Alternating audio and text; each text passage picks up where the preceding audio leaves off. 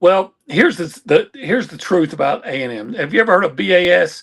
It's called Battered Aggie Syndrome, and there's a large faction of A&M fans that are infected with it. Maybe almost all of them, and so they just expect bad things to happen. Can you believe it? We are on the eve of week number 3 of college football, and there are some huge matchups in the SEC and in college football this weekend. Tonight, we are going to do a preview of the game in South Bend, Indiana, between Texas A&M and the Notre Dame Fighting Irish, which was a very close game last year, which was tied with 2 minutes left in the ball game, and Notre Dame escaped College Station with the win.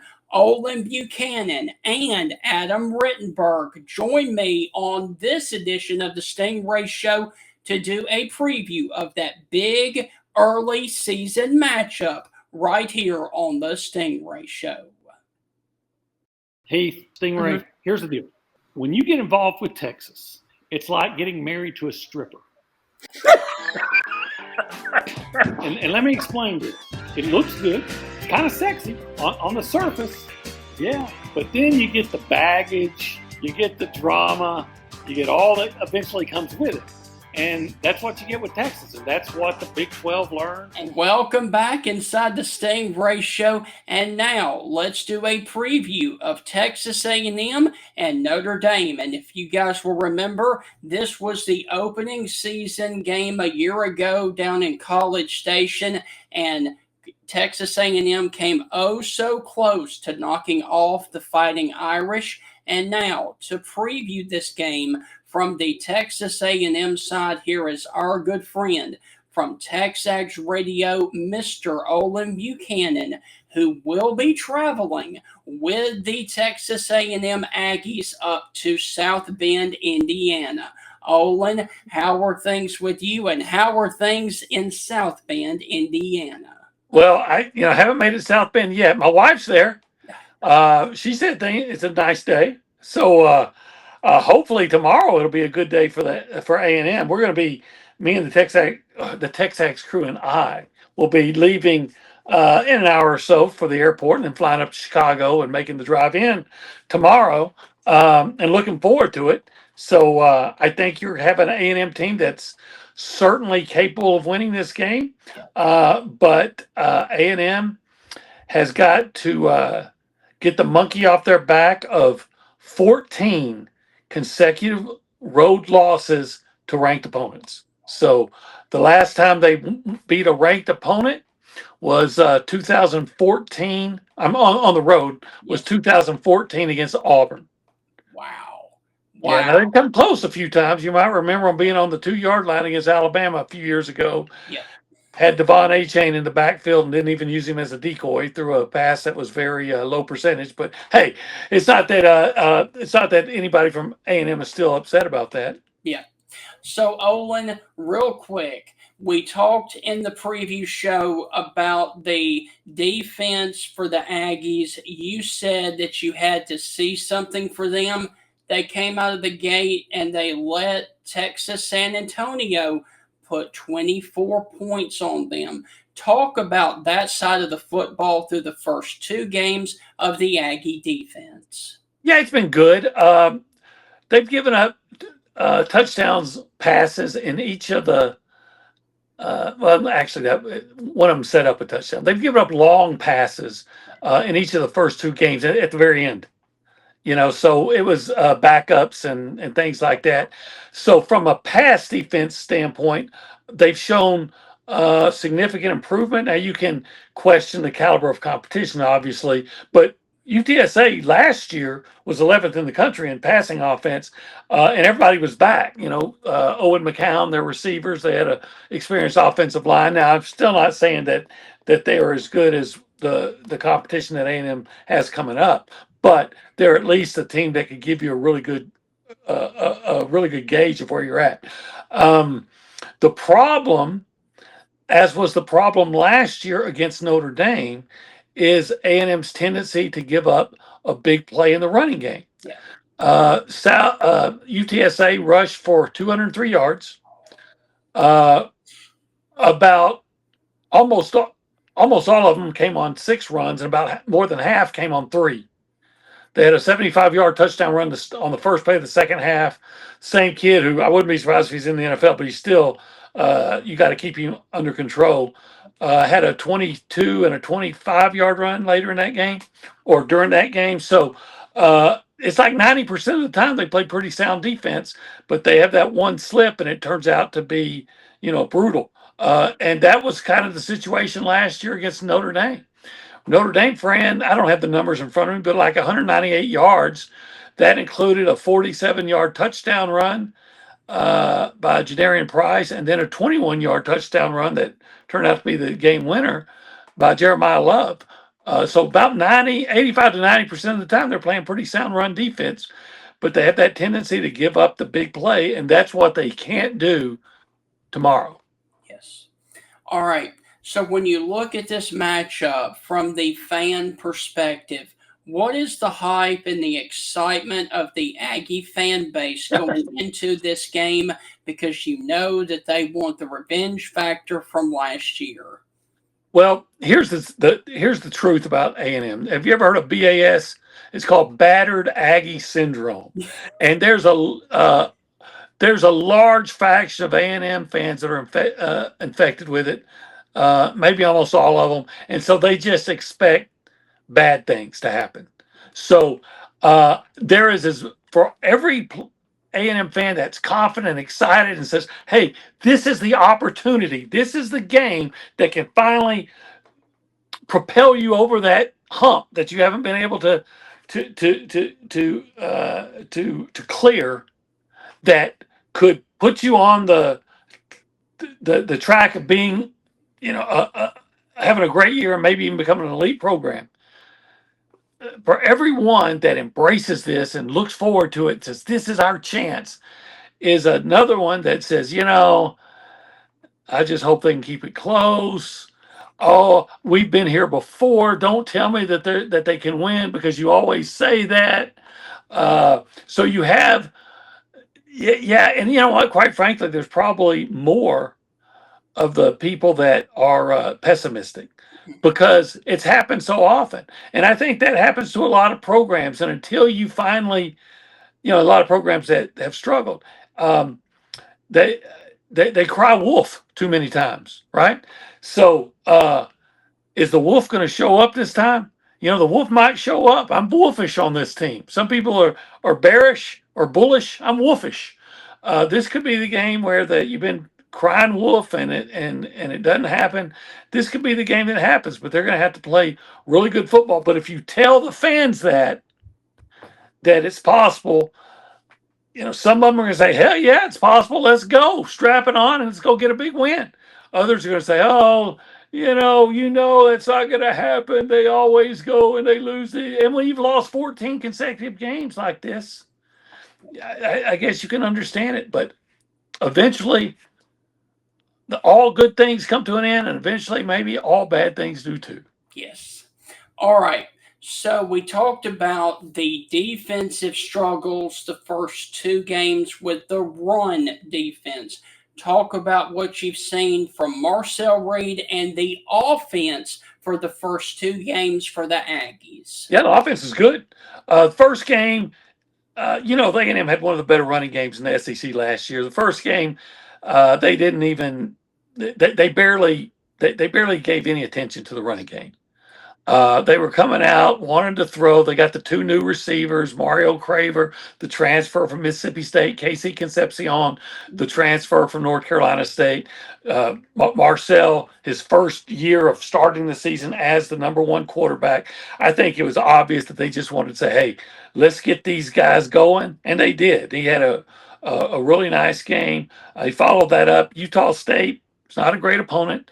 But they did what you're supposed to do. They moved the ball really well against them and then changed quarter. Marcel got a little dinged up, and instead of push it, they say, "Yeah, let's bring him out." But they still scored 44. Could have been easily over 50. So I think, especially in the passing game, it's pretty obvious that they're better and definitely faster at receiver than they were last year. I think Marcel's playing great. Marcel's accounted for 8 touchdowns in 2 games. He's thrown 7 touchdown passes. He's run for 1. They haven't let him run a lot yet, and for the most part, the offense has been pretty vanilla. I'm sure they're going to unveil some things against Notre Dame. So I think that offense is a reason to believe that A&M not just has a chance to finally win, but on the road against a ranked opponent, but a pretty good chance. You mentioned that he was a little dinged up last week. How is he doing in practice this week and getting ready for Notre Dame tomorrow night? Well, they don't let us go to practice like most coaches don't. So the word we get is he's fine. Okay. Mike Elko said he was fine. His dad, who you probably know was a head coach at Tennessee State a few years ago, he texted me. He said, "Oh, no, he's fine." So unless everybody's just running some shade and interference, just flat out lying, he's going to be good to go. So we are up against another break, and when we come back, we are going to do the preview of A&M and Notre Dame and talk exclusively about that game in South Bend. That's on the other side of the break. You're listening to the Stingray Show. Olin Buchanan of TexAgs Radio continues with me right after this. Olin, can you give me another 10 minutes? Yeah, I can do another 10. Okay, and then that's all I need. All right. Yeah, I got to finish in advance, and then I got to go vacuum my truck out. I didn't know I was going to be driving to the airport. I got you. And I had my dog in the back seat. Welcome back inside the Stingray Show. This is the Texas A&M and Notre Dame preview show. We were talking with Olin Buchanan before the break about Texas A&M's first 2 games against UTSA and against Utah State. Now, Olin, when we look at this matchup versus Notre Dame, is this your first trip ever to South Bend and to Notre Dame? No. Actually, my previous job, I was a national college writer for Rivals, and I can remember going up to Notre Dame, first of all, in the spring, when Charlie Weiss was the coach, to do a big feature on Brady Quinn. Not much going on in South Bend in the spring. It was quite a different atmosphere the next time I went. I think it was 07, maybe 08, and I went to cover their game against USC. Okay. And USC trounced them. So it was 38-0 with I think Mark Sanchez was the quarterback. I know Pete Carroll was the coach. So I knew USC was rolling then. And talk about that rivalry just for a second, please, because that is a really nasty rivalry that you don't hear that much about. You're talking about USC and Notre Dame. Yeah. Now, it's my understanding that this rivalry between those two started when Newt Rockney's wife wanted to get out of the winter. So they scheduled, hey, let's schedule a game in Southern California, and then we can get out of the winter for a while. And that's how it started. Of course, they play the game early if it's going to be in Notre Dame, and then they play it late if it's going to be SC, so they can avoid the weather. And you're right. It's kind of a manufactured rivalry that really took off because it's not like Ohio State and Michigan. There's a border, or Alabama and Auburn, where it's in state, or something, Texas and Oklahoma, border thing. Rarely, I think. Can you think of another rivalry where that's a real rivalry that goes, from the middle of America to the coast? No. But you know what? 2 elite programs, 2 blue bloods, and for a long time, the winner of that game was going to have a great chance of winning the national championship. I'm talking about the 70s, 60s, 70s, and 80s. A lot of great players in it. And so, I know this. It was a game I always watched. The first one I ever watched on TV. Notre Dame was winning 24-0 at halftime, and Anthony Davis returned a second half kick for a touchdown for SC, and they came back and won it. Wow. So great games, great players, great rivalry. All right. when you look at the matchup on Saturday evening, where do you feel like that Texas A&M has an advantage over Notre Dame? If you watch the Miami game, I thought Miami ran the ball pretty well. Yeah. And like I said, A&M can run. I know they have a very experienced, proven offensive line, and Le'Veon Moss is healthy. Carried 10 times last week for 68 yards. Ruben Owens is healthy. So and then Marcel gives you that running threat from the quarterback. So I would feel like A&M has an advantage there. The weird thing is, if you ask me, and I'm sure you will, where Notre Dame has the advantage, it's the same thing. I mean, you got the combination of Jeremiah Love and Jadarian Price, who may be the best running back tandem in the country. The guys up at Penn State would disagree. Yeah. I can't think of a better, and you'll probably think of because you know more about college football than I do, but a better tandem of running backs since Georgia had the Gershels. Yes. Oh, was it Gurley and Marshall? Man, those Yeah. were good. And so, and A&M still has to prove itself against the run. So I guess, you would think whoever runs the ball more effectively is probably going to win. And then don't be surprised, since I said that, if it doesn't turn into a, track meet passing game, up and down the field between CJ Carr and Marcel Reed throwing all over the place. You never know. So if it does turn out to be a track meet, Olin, who does that favor in your opinion? Well, I got to tell you, I think it favors A&M. Mario Craver and Casey Concepcion are big play guys, and this is not meant to be disrespectful for Notre Dame and their receivers, but I know they got a kid, his name I can't think of right off the top of my head, who transferred in from Virginia, and they still have Jaden Greathouse and Jordan Faison, but and they're good, Yes. but I don't see those guys as being as big play threats that Concepcion and Craver are. Maybe I'm wrong on that. That's why they play it. But you got to respect those guys. They played for the national championship, and they did make some plays along the way. Right. I think Jaden Greathouse was really good toward in the playoffs last year. But game to game, I think A&M just has probably more speed and more explosiveness at the receiver position. So if it becomes that kind of game, I do think it would favor A&M. All right. So, Olin, how do you see it playing out tomorrow evening there at Notre Dame Stadium between A&M and Notre Dame? Stingray, I keep trying to break it down, and say who has this and who has that and who's gone. It was a tie game with 2 minutes to go last year. Yeah. And you're going to tell me Notre Dame's better without Riley Leonard and without Xavier Watts and Benjamin Morrison and Cross, the big tackle, and Riley Mills and Jack Kaiser? And I'd say I don't believe that. Right. So everything, when I break it down, and again, I know they got a running game and all these things, freshman quarterback, though, all these things I look at, I break it down and I say, I think A&M's going to win. And then I go, snap out of it. Yeah. A&M hadn't won a road game against a ranked opponent since 2014. Yeah. What are you doing? So it's one of those things that pretend I'm from Missouri for a while and say, you got to show me. Until A&M goes on the road and wins a game against a ranked opponent. And they've had opportunities before. Sometimes it was bad luck. Sometimes it was a bad call. Sometimes it's bad coaching. But they just haven't done it. And you can't put that on Mike Elko and the players here.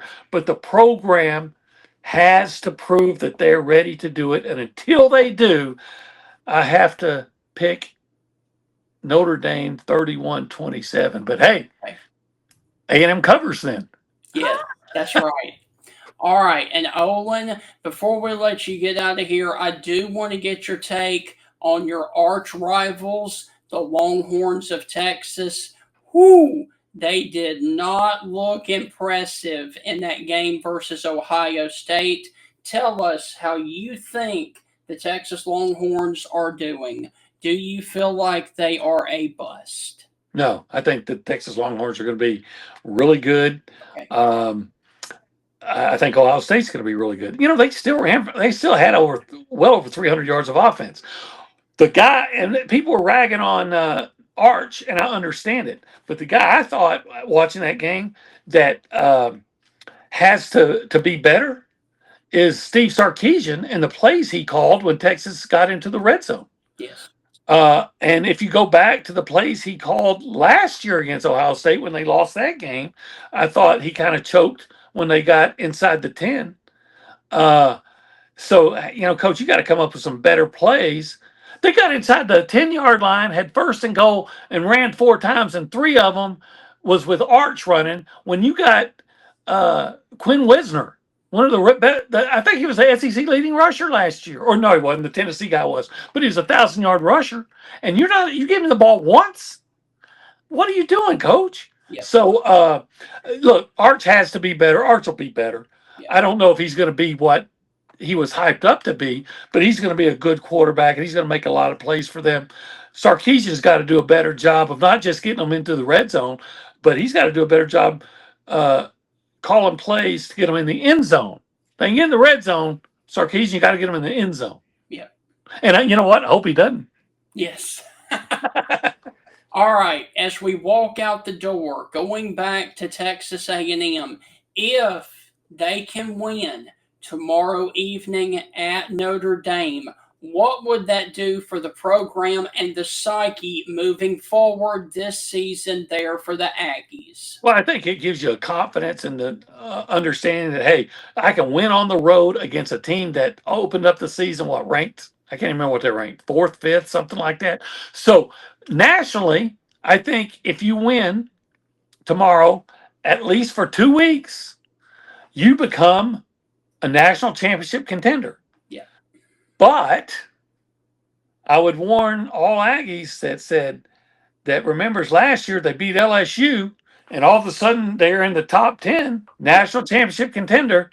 And within 2 weeks, they lost to South Carolina on the road. So, okay, all right, that'll happen in the SEC. We all know South Carolina's no picnic, especially at night. But then you also lost to Auburn. Yeah. And who do you got waiting for you in 2 weeks? Texas. You got the Auburn Tigers. Yep. That's right. Last year it was Texas. Yep. At the end. Yeah.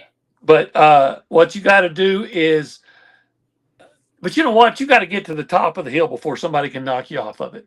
Yeah. So let's see if you can't get to the top of the hill and then stay there.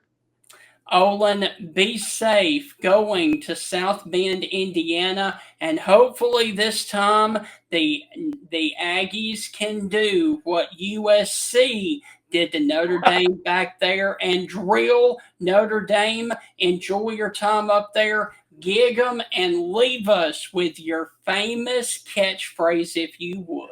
Well, I mean, first of all, thank you for those good vibes, Stingray. Because if it's 38-0, my story is almost written by halftime, right? Yeah. And then I can get back to Chicago and get to bed before I have to catch the early flight. Hey, check us out at TexAgs.com, the abbreviated version of Texas Aggies, TexAgs.com, the premier outlet for all things Texas A&M sports. And always remember, never forget, America starts with A&M. Gig 'em, my friend. All right, Stingray. Whoop. Let's go and go and enjoy it. And we would love to catch up with you later on. Go A&M, go America. Yes. Thank you, thank you, man. All right. Thanks a lot, Stingray. So, guys, that is going to wrap up the A&M side of this matchup. We've got one segment left. When I come back, I'm going to be joined by Adam Rittenberg, senior writer for ESPN, to preview this side from the Notre Dame side and to talk about the Alabama and Wisconsin game. ESPN senior writer Adam Rittenberg, if I could talk correctly, is standing by on the other side of this break, and you're listening to the Stingray Show.